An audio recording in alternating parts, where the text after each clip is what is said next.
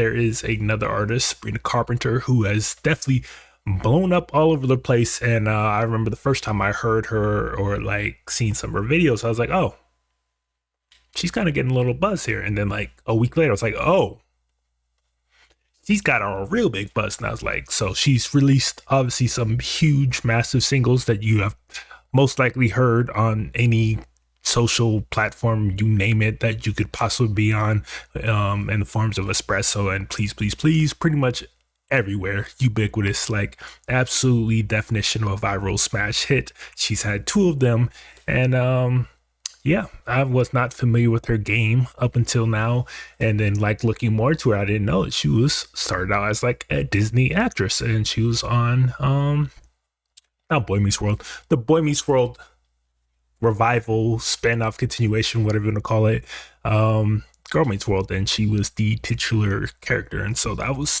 kind of dope and interesting to see, because I was a big Boy Meets World fan, and like I've said, didn't check that out, it was way past my prime, but cool to see nonetheless. And it's just adding to the massive mountain of like pop stars that have come by way of Disney.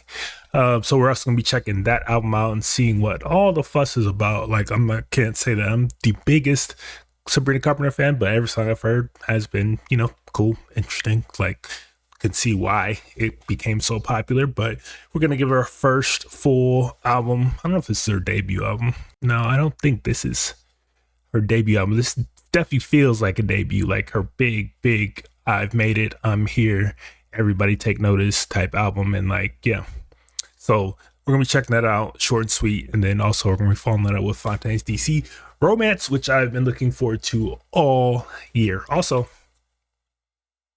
got some new merch in the store, part of our Surf Club line. Definitely go check that out and cop some if you like it. But without further ado, let's just hop right into it. First up, like I said, we're gonna be right to Sabrina Carpenter. Like I said, she's blown up 82 million plus monthly listeners, let alone off of those two songs. As you can see, 1 billion streams on Espresso, which is wild, and almost a billion coming up here soon for Please, Please, Please. So yeah, she's definitely blown up, and we're definitely gonna be checking out her new album. So let's just let's get it popping. Let's go. Track number 1, Taste, Sabrina Carpenter, short and sweet. All right, so I just looked it up. I was like, she started off saying she left quite an impression, 5 feet to be exact, and the album is titled Short and Sweet. So I'm assuming this alluded to her height, and upon checking, she is literally just 5 feet tall, which is wild. Damn near borderline midget.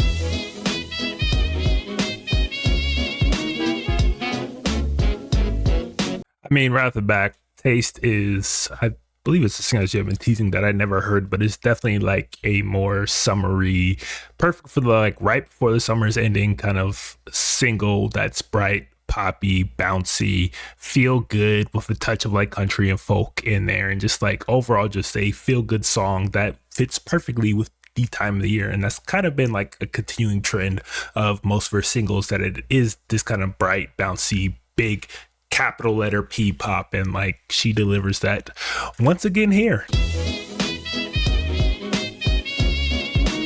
It's also kind of a continuing trend amongst like pop artists and pop music these days in general, especially coming from like the more female side of pop, where a lot of these singles and songs are very, I won't say revenge, but very petty. Like this is just a very petty single where you're speaking to your ex current partner, where like, yeah, you can have them, but you're going to be tasting me, which is a very petty line. But that's very much continuing in the line of like a lot of current pop music that is coming out specifically from like the more female woman side of things, where they're definitely letting out their feelings in a very uninhibited way.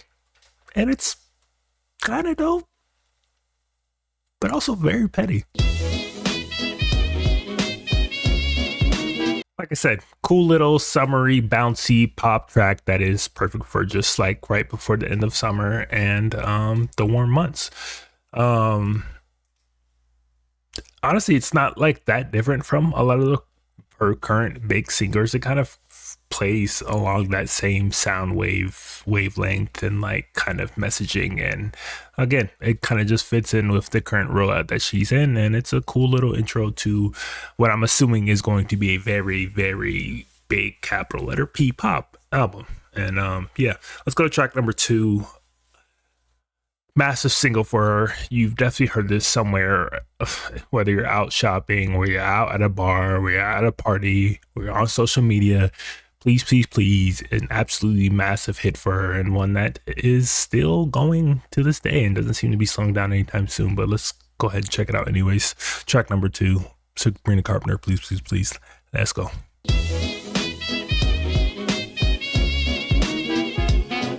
You know, one thing I did always kind of appreciate about this song in particular is that kind of nostalgic, retro, country, folky, Americana feel to it. It has a specific twang to it, if you know what I'm talking about, that is definitely from the yesteryear, but still sounds very modern and very much in line with the current pop scene out there. And like, I think that is a very, very smart choice on her part, and like one that she has delivered extremely well.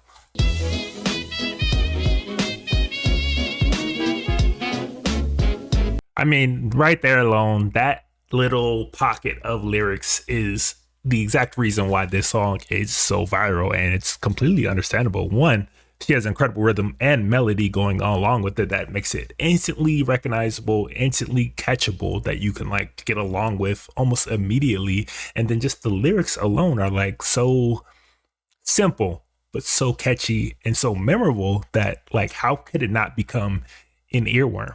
Please don't embarrass me, motherfucker. That is a sentiment a lot of people have in relationships, and like, let alone to express in such a blunt, direct, almost like subdued manner though, also because like she does it in such this like sweet tone that makes it almost immediately, instantly appealing to everybody. All lines, across all lines, it doesn't really matter. Like, instantly recognizable, instantly memorable, and instantly sing alongable. Like one that you instantly want to sing along to, and like that alone that's top tier musicianship right there, and like artistry, and like hard to do. And she does it so effortlessly here, and that it just straddles the line of so many different genres and styles, and is radio friendly yet very edgy in the way that she also uses curses in a very, very tasteful way. It's like the exact reason this song is as big as it is, and kind of genius.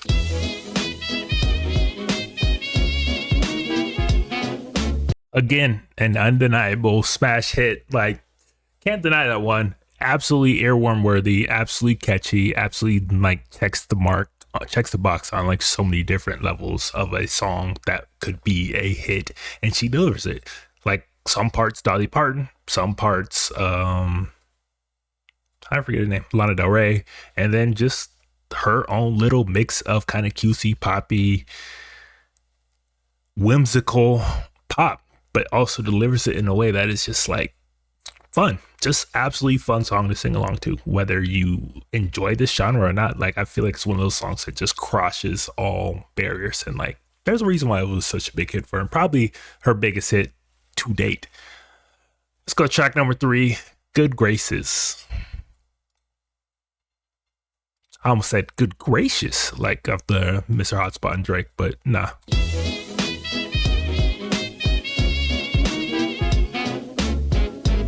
Honestly, like, whenever I hear that little like drum rhythm, like drum pattern right there, where, you know, you kind of get the hi-hats tickling a little bit, like it's, you know, somewhere that's what it sounds like. I wouldn't be surprised if that's exactly what they're sampling here. But like, whenever I hear that in a song, like, it gets you going. Like, it's automatic, goes to the dance floor, gets you moving like instantly.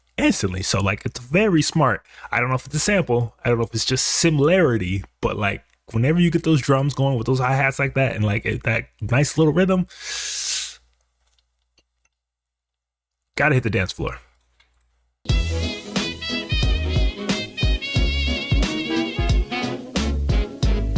You know, I was really thinking about like what makes her so different and unique to like all the pop artists out there, because there are a lot these days. Like, there is a massive influx of pop artists like all across the board, whether it's a social media influencer turned pop artist or Disney star turned pop artist or whatever. Like there just seems to be a lot popping up these days. But like for her to stand out pretty much as she does from like the current crop and current scene of pop artists and musicians is pretty incredible. And like I was really thinking about what makes her sound so much. It's the fun.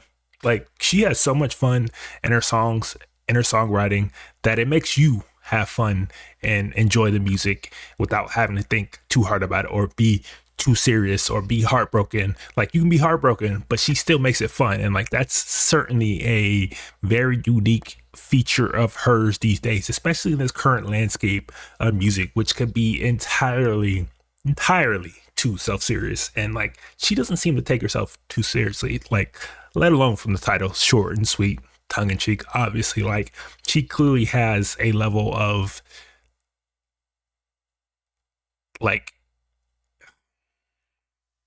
level of awareness and like ability not to take things or herself too serious that translate wholly and completely in her music. And that's why it hits so much differently than what a lot of other people are putting out there.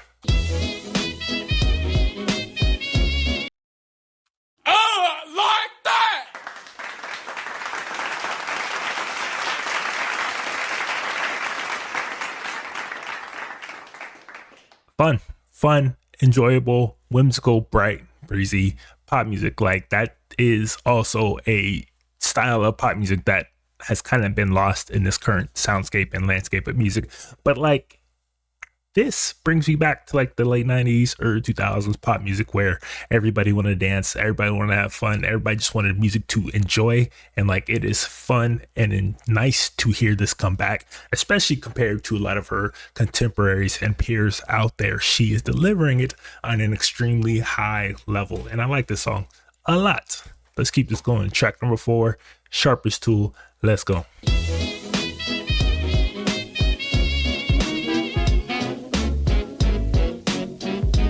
Hold on. I gotta find out who does her production, because whoever does her production is not getting paid enough. Because Jesus, every song I've heard so far, every song I've ever heard on the build up, the production has been absolutely top tier. And like just the intricacy, the levels, the layering of this, dropping out the instruments, bringing them back in, letting her vocals kind of lead the way, then coming back in and punching the way they did. It's just like, that is next level production and like absolutely top tier. And like whoever is doing the production on this is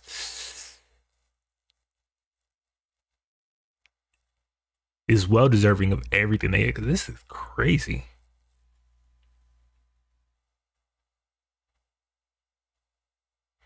It says some of the producers are Julian Bunetta, John Ryan, Ian Kirkpatrick, and Jack Antonoff. Of course, he's everywhere. He's literally everywhere. For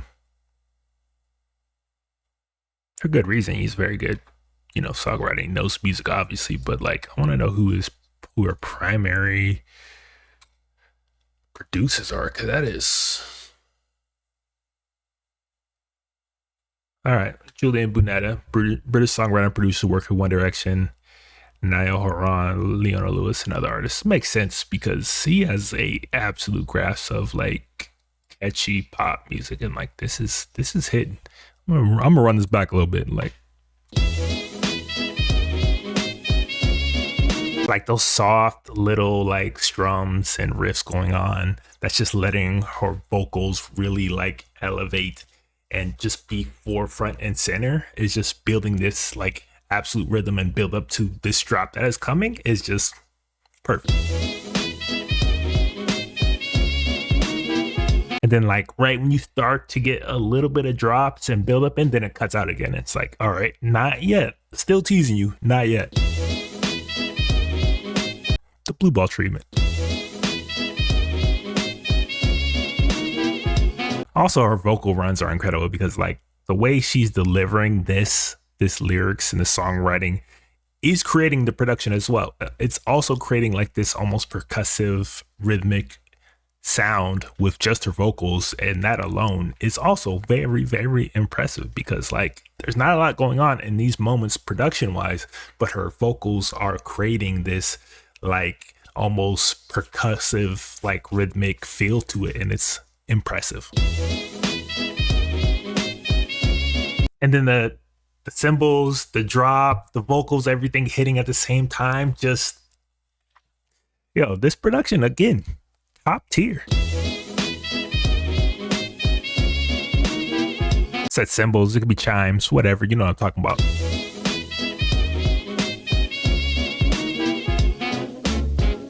Like she still sings about like relationships failing and like dysfunctional partnerships and just like toxic relationships in general and just the bad parts of relationships like a lot of singers do.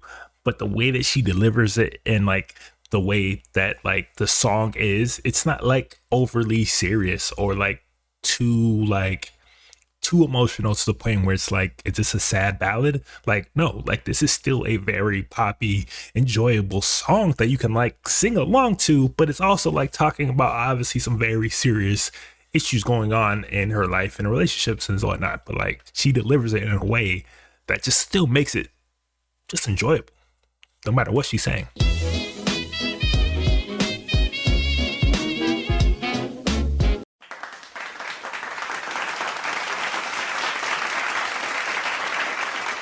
Just really, really, really, really good, enjoyable pop music. And like she has delivered pretty much on all fronts, from production to vocals to just like the way she builds a song. Like everything is hitting at this point, and like that is another fire song.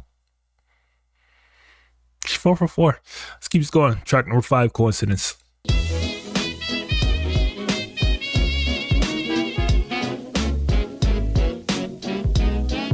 Also very, very impressive, like her ability to juggle all of these different genres and music styles and sounds. Like this is a very country pop folky single or song that is obviously different than some of the other stuff that we got was more pure pop, but like this is definitely leaning more country pop than anything else. And like she sounds just as home on this as she does on just the more general, not generic, but more general sounding pop that we've heard from her. Like her ability to juggle different genres and blend things together and like create this unique sound that is wholly hers while still sounding familiar enough to like something that you would recognize is impressive. And like this is just another highlight of her ability as a pop artist. And like honestly, I'm impressed. I've never checked her out fully, and like this is impressive.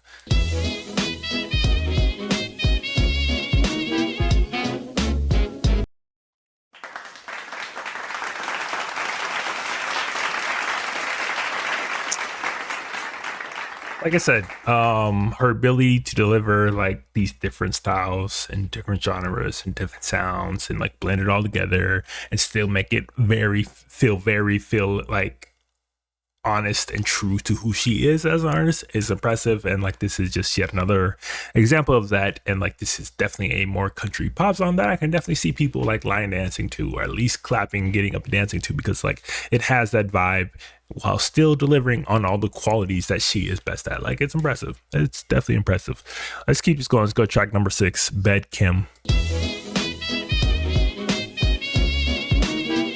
Then again, going from like that more country pop, folky dance, line dance type song from the previous one, Coincidence, to Bed Kim, which is almost a straight up slow burn R&B track, is again like just showing off all of her skills and abilities and range. And she got it.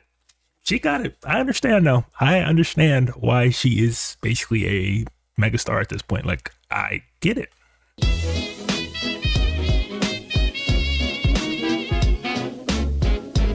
Straight up little slow burn R&B sultry banger, much in line with like something that Bruno Mars would do. But like the songwriting is very, very heavy on innuendo. I believe at one point she says, "Come right on me." And she says, I mean, camaraderie. Like she's playing it coy, but not playing it coy with exactly what she's meaning when she's talking about a straight up goofy sex song that like works. just works. And like her unique songwriting lends itself especially to this kind of music, and like especially this kind of delivery, and like the point where like she is saying obviously some very mature adult things, but doing it in a way that almost anybody can listen to and enjoy, whether you got everything she was saying or not. And like she was saying a lot there. And I wouldn't be surprised to see this be like her next kind of big viral hit, because I can already see this being used on all types of reels and TikToks and YouTube shorts like immediately, just from the songwriting right there. Like very playful, very cheeky, very fun. Let's keep this going. Track number 7, Espresso, which again, this was the first kind of big hit that like took her over the top and like really put her on the map in terms of being a pop artist and a serious musician and artist, and one to be looked out for. And like it's got over 1 billion streams to this date, which is crazy.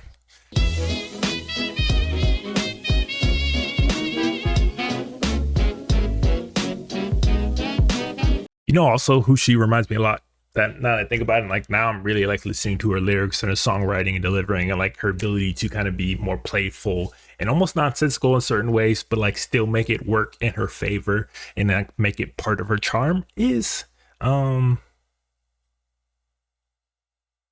forget it, Doja Cat.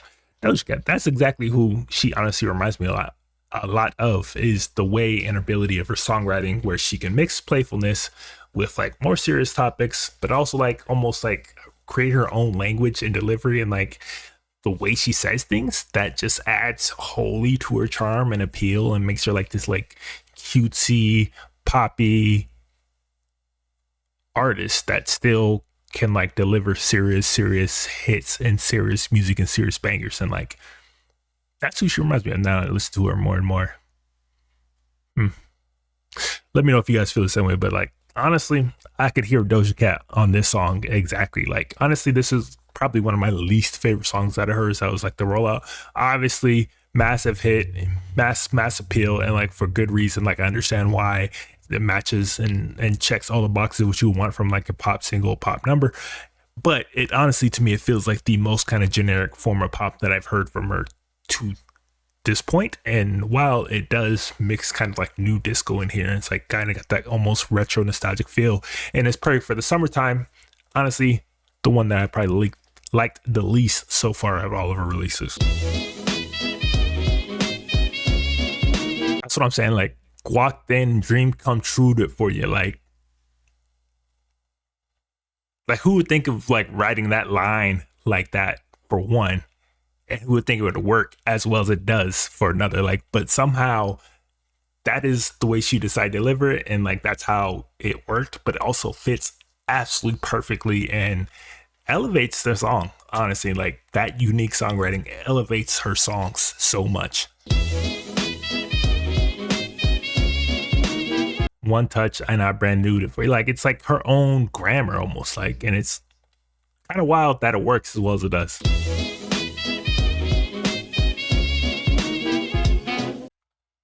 Like I said, enjoyable song, undeniably enjoyable song. Absolutely understand why it's such a hit and why it became so like widespread and why it had such mass appeal. It like checks all the marks, has earworm quality, beat is super fun, super enjoyable. Like it's got a certain vibe to it that anybody can get with. Like perfect little pop number, perfect little pop hit, and perfect song honestly to kind of like intro this rollout with. But at the same time, like again, out of every single that I've probably heard, it's probably my least favorite, just because it feels like the most generic. And like after hearing everything that she's absolutely capable of, it's kind of like, oh, this wasn't even your best work. But I understand why it is as big as it is. Let's keep this going. Track number 8, Dumb Poetic.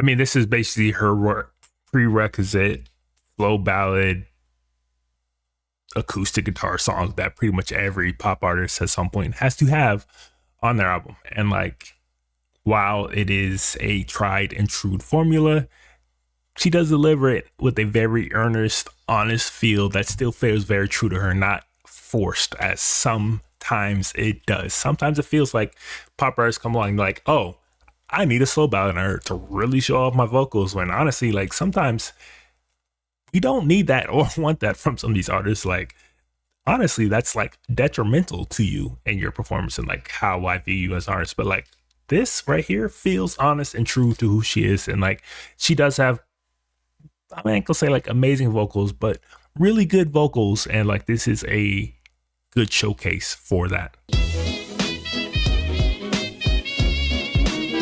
Fuck with my head like it's some kind of fetish. Like I had to process that line for a minute, but geez, that's a fire line. I ain't gonna lie. Like her songwriting is stand out. I don't know if she is the sole songwriter behind all of these songs, but if she is, goddamn, like she has skill and ability that goes beyond a lot of pop artists these days. Like a lot of pop artists can sing a song or perform a song, but they can't write a song. And like they probably don't do most of their writing. But like if she is doing the majority of her writing here, like she's special, because fuck my head like something like that. It's like that was a bar right there.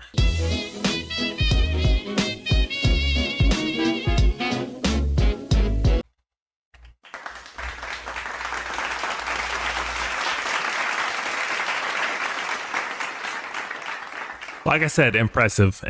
Like it can be a acoustic pop single can go, or song can go one way or another. It can like really deliver and really showcase an artist's full vocal range, or it can like really show off that she's not, or an artist is not that skilled as they think they are. But like this was the former, and like really shows that she has the vocal chops, the vocal range to match their absolutely impressive, incredible songwriting. And like I'm becoming a fan, I can't lie. Let's go to track number 9, Slim Pickens.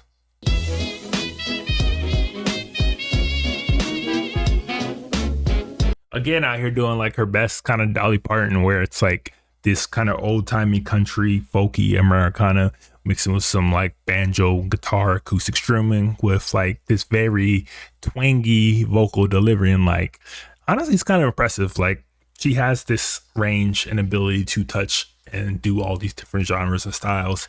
It's really impressive, and honestly makes me really want to know like where she is from.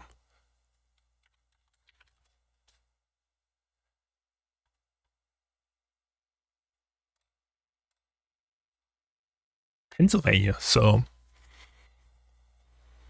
I don't know if like Pennsylvania, how twangy or country Pennsylvania is, but I know there's definitely some more kind of rugged parts of Pennsylvania outside of like Philly and stuff. But like again, her ability to like do these different styles and sounds and genres is impressive. And like a lot of times when you hear artists kind of try to go country, so to say, it can feel very like, nah, I ain't trying to hear that. Like very inauthentic, very fake, very phony. But like this feels like right in her wheelhouse, and like that's impressive.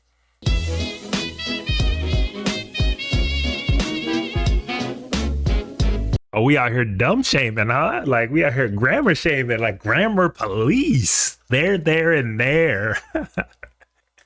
Honestly, it's kind of funny. Like again, her songwriting is incredibly funny and like witty and like very charming in a way. Like her ability to take, obviously, like there, and there is a very common comment or thing amongst social media memes. So it's also showing how aware she is of like this current generation and this current like culture, and her ability to implement that in her music. Fire.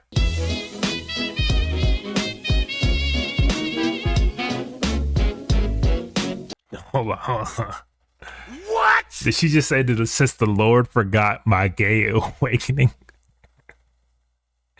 Like, is she saying she had a gay awakening, or is she saying like she didn't, and like she's blaming the Lord that she didn't have that gay awakening?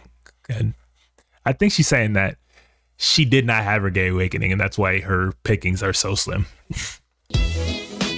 Right. Another one. Like again, showing off her ability to tap into, particularly her ability to tap into like this Americana folk country vibe, and especially kind of more the retro, nostalgic, old timey feel of that genre. and like deliver it in this almost authentic way is impressive, especially considering she's from Pennsylvania. It doesn't really seem like she's born in the South, raised in the South, but like somehow she has that ability to deliver these songs with like this twang vocal that still feels true to who she is and like not fully phony or inauthentic as it often can. Let's go to track number 11, Lie to Girls. I can make a shit show look a whole lot like forever. It's crazy. It's a crazy line. Like she's got a lot of crazy lines in her songwriting and her album and like just in general. And like they all hit. Like again, I don't know if she's a primary songwriter on her albums or her songs, but whoever's behind it, she nice. She's nice with the pen, honestly. Like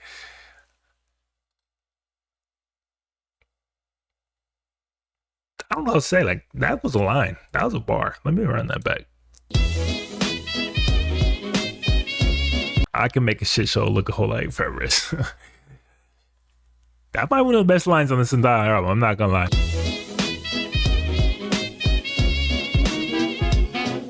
I don't know if I believe that. I don't know if I agree in that.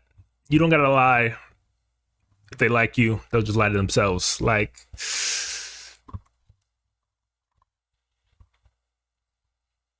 there's definitely instances of that. There's definitely instances where a girl will like somebody, like a guy, be attracted to somebody, see all these flaws, see all these horrible things about them, and then like kind of lie to themselves, like she says, and like kind of overlook those things and make excuses for them and just like, oh, he's not always like that or whatever. But like, you also can't be brutally honest either. Like, I mean, I do stick to the philosophy and thought that if you are yourself, you will find your partner, you'll find your significant other, and you'll find the person you are meant to be with. But like, some people are just horrible people. And like, it's like being honest would be an interesting world if people were honestly true to each other. Like, the world is crazy enough.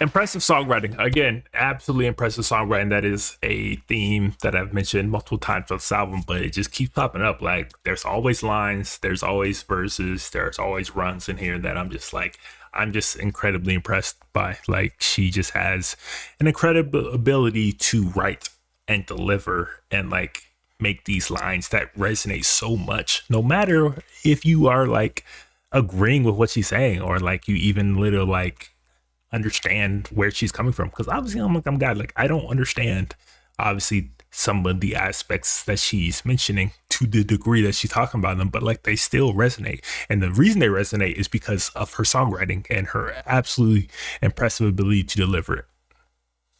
Just on point. Let's go to the last track number 12, Don't Smile.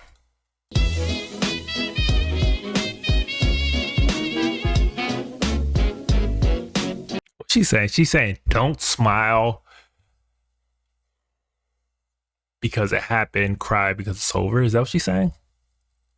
Don't smile because it happened, cry because it's over. I guess that is one way to look at situations, if that's exactly what she's saying. Like, a very pessimistic way of looking at things, like not one that I would choose to, but like that is one way. Again, like, don't smile because it happened, cry because it's over. That is an interesting look on life right there, to say the least.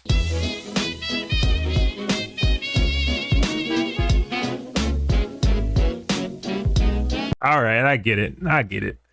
You're supposed to think about me every time you hold her. So again, this is a letter, a very petty letter to her ex, basically like, don't smile because it happened, cry because it's over. Like, you supposed to think about me every time you hold her. Like, you know, I mean, you're not supposed to get over this. Like, very petty, very much in line with the current trend of like pop music. But I get it now.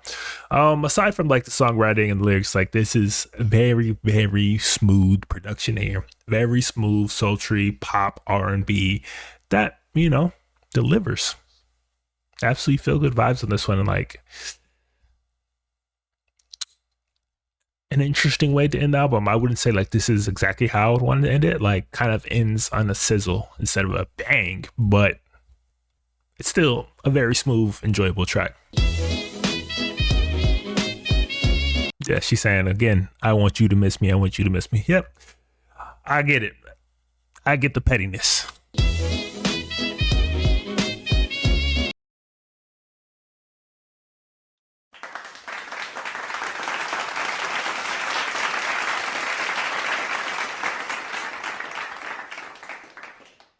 Again, last track of the album, like I thought it probably might go out with more of like a bang, big bang production for such an enjoyable album. It kind of went out on like a slow sizzle, but like it was still a very enjoyable track. Production was smooth, song was sultry, and her songwriting was still on point. No matter how absolutely petty it was, her songwriting was still on point. But overall, like short and sweet, obviously tongue-in-cheek reference to her height and just her stature in general, but also alluding to just the 36-minute runtime of this album. It's very short, very sweet. It does not overstay welcome, and honestly, like it delivers exactly what it's supposed to in that time frame. And like there was no filler, there's no lost air. Like she just went from song to song, delivery to delivery, and like hit across the board. Like honestly, like this is one of the most enjoyable pop albums I've heard this year, and I really wasn't sure or understood why exactly Sabrina Carpenter was such a megastar at this point, and like why people gravitated towards her so much. But now I get it, because her songwriting is absolutely incredible. Honestly, it reminds me a lot of like a Doja Cat, where she has this very playful, tongue-in-cheek, carefree approach to her songwriting, and her ability to kind of like deliver her own language and form of grammar in ways that don't necessarily always make sense, but work, and not only work, but also like deliver the charm and make things just so much more personable and enjoyable. And quite honestly, that is one thing that has separated her the most out of her contemporaries and peers in this modern pop scene, is just how much fun she has. Honestly, like how fun her music is. Like it's just enjoyable. Like no matter where you are coming from, where you're approaching this, what your typical genres or styles or whatever are, like this is just straight up enjoyable, capital P pop music. And she delivered the fun in a way that you don't really hear a lot of modern artists doing. And like she has this incredible self-awareness to her, and ability to not take things too seriously while still delivering, you know, that more emotional, resonant songwriting and music that you can grasp to at any point in your life or emotional spectrum that you seem to be on at the time. But like she can deliver on that and still make it be fun, which is appreciated, because pop music and music in general these days can be almost entirely too self serious. But she delivers on that kind of 90s, 2000 aesthetic of pop music where things just seem to be more fun.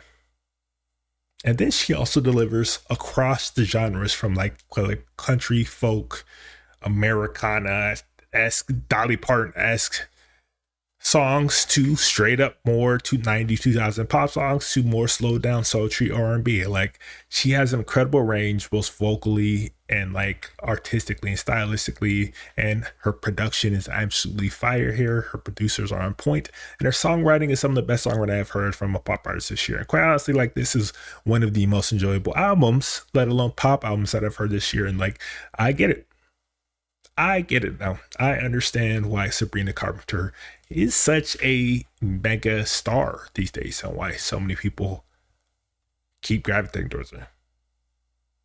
She's nice. Can't lie. She's nice. But yeah, that's it for a short and sweet from Sabrina Carpenter. You guys let us know which is some of your favorite songs off the album. Do you agree with any of my thoughts and opinions about this album? Is there any points or references or moments that I missed that I did not talk about that you noticed, that you picked up on, that you liked? Yeah, where do you kind of rank this amongst like the pop albums and pop projects that we've gotten this year? Let me know in the comments down below.